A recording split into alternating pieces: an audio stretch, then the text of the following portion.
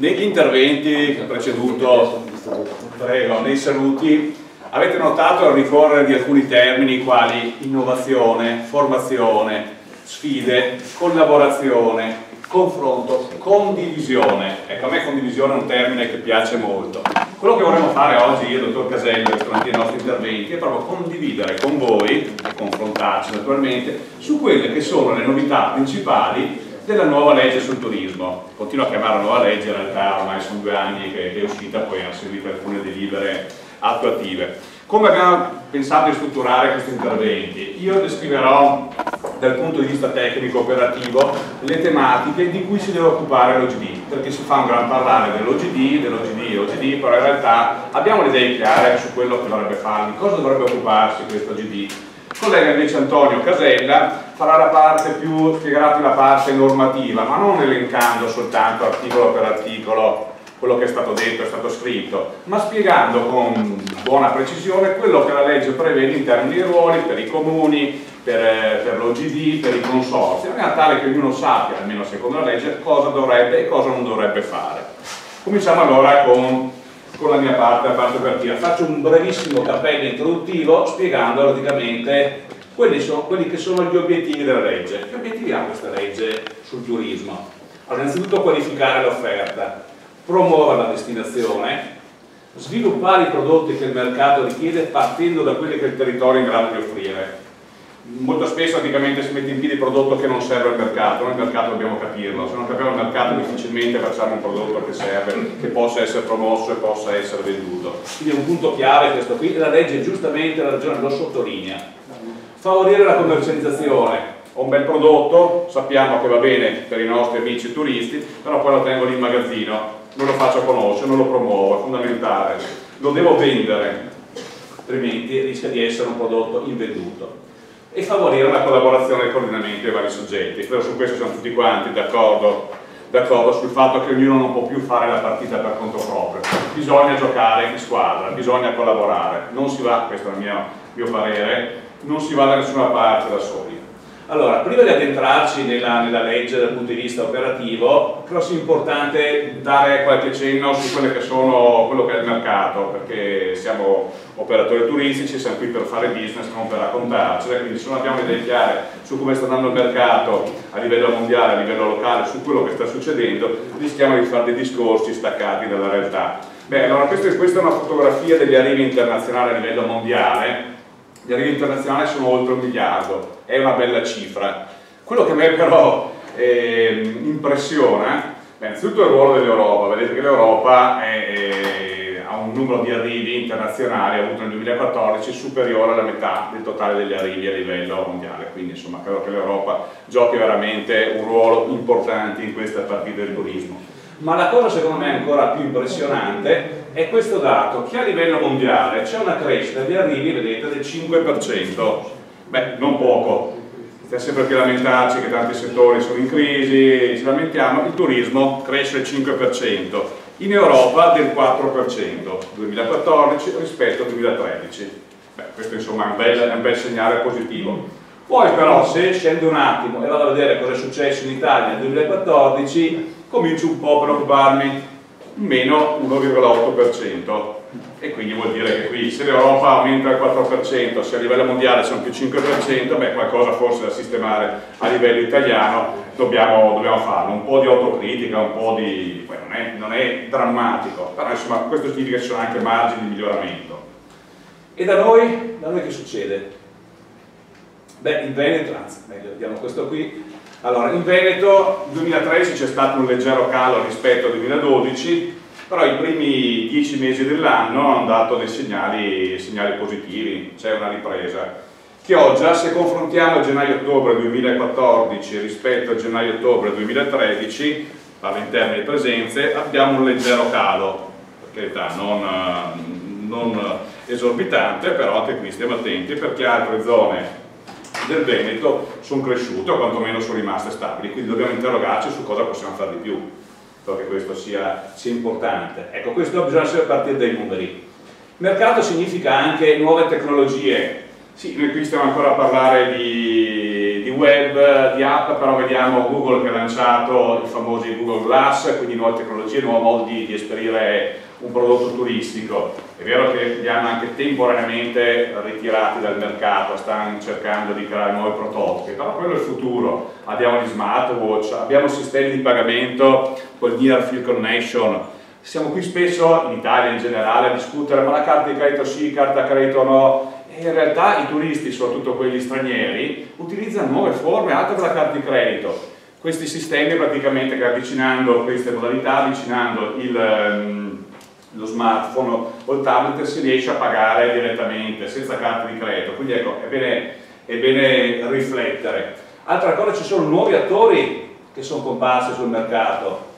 Amazon, molti lo conoscono, tutti noi lo conosciamo per aver acquistato un libro, io ho acquistato un telefonino, posso acquistare tante cose. Stanno cominciando a vendere viaggi come Expedia, come Booking.com, quindi nuovi attori, ci piace o meno, così va il mondo e noi dobbiamo tenere in considerazione queste novità. E nuovi player significa anche nuove alleanze. Nei mesi scorsi sapete che c'è stata questa compartecipazione azionaria in Alitalia da parte di Etihad. Cosa vuol dire? Intanto la compagnia, mi sentite in fondo? Sì? Sì, se parlo troppo alto, perfetto, grazie. Questi nuovi attori, queste fusioni, cosa vuol dire praticamente? Uno potrà dire, ma cosa mi interessa se il 49% delle azioni dell'Italia sono state acquistate da Etihad? No, mi interessa perché significa nuove alleanze, nuovi collegamenti aerei da Venezia, da Verona, con il Medio Oriente, con Abu Dhabi, ma non solo, perché poi l'Etihad va in tutto quanto all'estremo oriente, in Australia. Quindi domani potrebbero arrivare qui sul territorio più turisti medio orientali in generale, ma anche di altre nazioni dell'estremo oriente. Quindi bisogna fare attenzione quando parliamo di turismo a capire cosa sta succedendo qui nella nostra zona, fondamentale, ma anche capire cosa sta succedendo nel mondo, altrimenti, ribadisco, andiamo sempre per la nostra strada. Altra novità di questi anni, quella che si chiama collaborative economy, sharing economy. Qualcuno ha mai sentito parlare di BlaBlaCar o di Airbnb? Facciamo una domanda BlaBlaCar. Qualcuno ha mai fatto l'autostop da giovane? Penso proprio di sì, giusto? Nessuno dice, ma nessuno ha mai fatto l'autostop? Nessuno? No, non ci posso credere. Ah, ecco qualcuno. Perché sono io che vivo fuori dalla realtà. Ditemi qualcuno. Com'è? Chi ha fatto il militare? Chi ha fatto il militare, giusto? Ma non solo, ma che andava a scuola fuori città, insomma, l'autostop chi più o chi meno di ritorno a qualche festa, qualcosa abbiamo fatto. Bene, ecco, BlaBlaCar praticamente possiamo definirlo come l'autostop organizzato. In sostanza, la piattaforma tecnologica, se io so che il mese prossimo, che ne so, il 20 di maggio, devo andare a Roma, da Vicenza, dove risiedo, devo andare a Roma, scrivo praticamente su questa piattaforma tecnologica, Alberto Zucchetta, il 20 di maggio andrà a Roma, partirà alle 8 di mattina. Qualcuno vuole venire con me a farmi compagnia pagando, quindi il costo è di 30 euro, ipotizziamo. Lui che deve andare a Roma il 20 maggio deve scrivere, guarda, c'è qualcuno che parte da Vicenza, il giorno di benissimo 30 euro, tutto sommato il treno, l'aereo mi costerebbe molto di più. Ecco che lui si registra e dice, scusi signor Zucchetta, posso venire in macchina con lei? Ma certamente, 30 euro, mi dai 30 euro e ti ospito. Quindi sono forme di turismo anche quelle che portano via traffico agli autonoleggiatori, ai treni, agli aerei, quindi insomma dobbiamo considerare questi fenomeni. Airbnb invece riguarda gli appartamenti. Io posso mettere a disposizione la mia seconda casa per un periodo dell'anno, posso a casa mia, nel periodo in cui vado in ferie, magari in agosto, mettere a disposizione di un tedesco, di un austriaco, di un neozelandese, non lo so, a pagamento. Però queste nuove forme di turismo ci sono. Qualcuno è convinto che siano fenomeni passeggeri? Beh, io qualche numero anche qui, scusate, lo darei. BlaBlaCar, 2 milioni di passeggeri al mese in Europa, sono tantini, e in generale qual è l'utilizzo di queste piattaforme in generale? 14% dei viaggiatori americani, 10% dei viaggiatori inglesi, amici albergatori, amici ristoratori, perché poi ce ne sono anche diverse, c'è Bookelocal, Gnammo, che sono altre piattaforme, giuste o sbagliate, se sta male ci sono, e portano via volume, giro d'affari anche agli albergatori, ai ristoratori e agli autonoleggiatori, quindi teniamoli sotto controllo. Ok, detto questo, fatta questa premessa che credo fosse necessaria per capire come sta andando il mondo, per condividere come sta andando il mondo del turismo, vediamo un po' quelle che sono le novità della legge regionale.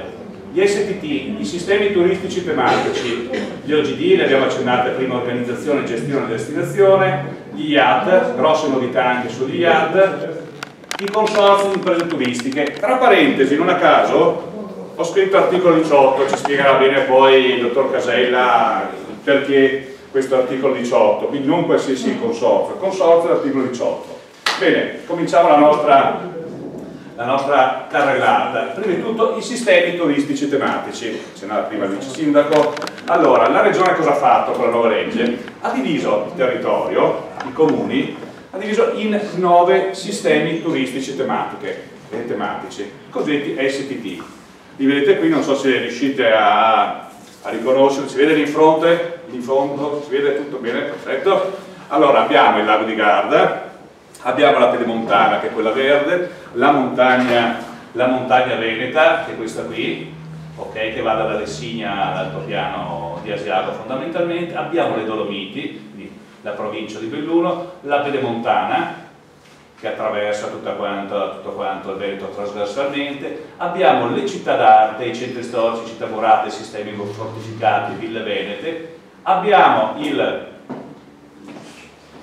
le terme euganee, il termalismo veneto, quindi Abano, Montegrotto, quella zona lì, abbiamo il lago di Garda, poi il suo delta e abbiamo, che ci interessa, soprattutto mare e spiagge, che come vedete è la zona a nord e a sud della laguna di Venezia. Noi siamo qui, nella parte, siamo come Chioggia, come sottomarina, inseriti all'interno del mare e spiagge. Poi vedremo nei dettagli questa suddivisione cosa vuol dire. Lo spirito di questi sistemi turistici tematici da parte della regione è stato quello di dividere il territorio non dal punto di vista amministrativo, la provincia di Vicenza, la provincia di Venezia, di Verona, di Padova, quella che è, ma in zone che fossero omogenee tra loro dal punto di vista turistico, che fossero conosciute e riconosciute da parte dei turisti. I Dolomiti, le spiagge, il lago di Garda, ecco, sulla Pedemontana magari un po' meno riconoscibile, questo parere mio, come area turistica da un turista straniero soprattutto, mentre Venezia, le spiagge, il mare. Però questo è in sintesi il motivo per cui sono stati creati questi sistemi turistici tematici. Dopodiché andiamo al cuore di questo intervento. OGD, Organizzazione di Gestione della Destinazione. In pratica l'acronimo italiano, la versione italiana di quella che all'estero si chiama DMO, Destination Management Organization. L'abbiamo voluta chiamare all'italiana, siamo in Italia e quindi l'abbiamo chiamata OGD. Cos'è l'OGD? O meglio, come lo definisce la regione questo OGD? È una forma organizzativa responsabile del coordinamento, del management e del marketing della destinazione. Oh ragazzi, ce n'è di roba qua sotto questa definizione, una definizione molto importante, un ruolo molto importante che ha questo GD. Lo diceva prima chi mi ha preceduto nei saluti e negli interventi. Questo soggetto, cosa deve fare questo soggetto che ha il compito di coordinare il management e coordinare il marketing della destinazione? Concretamente di cosa si deve occupare?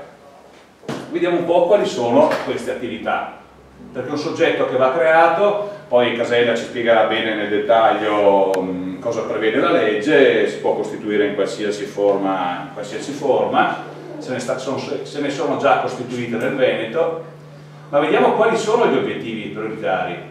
La governance turistica del territorio, il coordinamento, che non vuol dire governare o darci degli ordini, sia chiaro, degli ordini non ce li dà nessuno, a casa nostra, nel mio albergo, nel mio ristorante, nella mia spiaggia faccio, entro certi limiti, quello che voglio, però è giusto che ci sia qualcuno che ci dia una mano a coordinarci, perché altrimenti io faccio la mia partita, lui la sua, lei la sua. Quindi la governance turistica del territorio. La gestione unitaria dell'informazione e dell'accoglienza turistica, questi benedetti IAT, di cui si sente molto parlare, in bene e in male in questo periodo. È una delle attività, è uno degli obiettivi che ha a tendere l'OGD. Dopodiché la qualificazione dei servizi e dei prodotti in un'ottica integrata, cercare di migliorare in sostanza quello che vogliamo offrire al turista. Anche qui è importante che ci sia un soggetto che ci dia una mano a sviluppare nuovi prodotti. Vabbè, la collaborazione, sinergie, far sistema tra tutti quanti gli operatori, soggetti pubblici e privati, credo che sia uno dei ruoli che questo GD deve avere, una sorta di cabina di regia, di coordinamento. Tutto chiaro fin qui su quelli che sono gli obiettivi? Adesso però, come tutte le organizzazioni, come tutte le imprese in sostanza, c'è sempre una dimensione, chiamiamola strategica, e una dimensione operativa. Terra cosa deve fare poi questa GD? Allora, la dimensione strategica di una GD, cosa si intende per dimensione strategica? Beh, darsi dei macro obiettivi, degli obiettivi importanti, capire cosa voglio fare io da grande come GD. Chiaro che una GD se si costituisce non si può limitare, sediamoci intorno a un tavolo, a un bar, firmiamo 2 o 3 carte, no, bisogna darsi degli obiettivi generali che sono legati ovviamente